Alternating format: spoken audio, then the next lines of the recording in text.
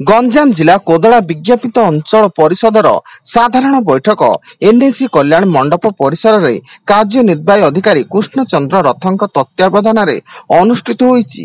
एथिरे एनएसी अध्यक्ष सूर्य नारायण नायक अध्यक्षता करथिया बेले नवनिर्वाचित आसिका सांसद अनिता शुभदर्शनी पट्टनायक और कवि सूर्यनगर विधायक प्रताप चंद्र नायक मुख्य अतिथि भाव जोग देइथिले।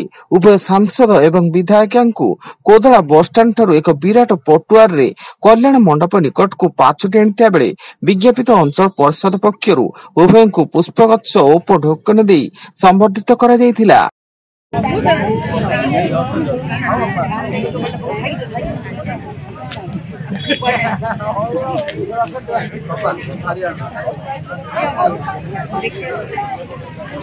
प्रताप भाई जिंदाबाद जिंदाबाद जिंदाबाद प्रताप भाई जिंदाबाद जिंदाबाद। कोदलारू सूर्य नारायण बड़ों रिपोर्ट दुनिया हलचल।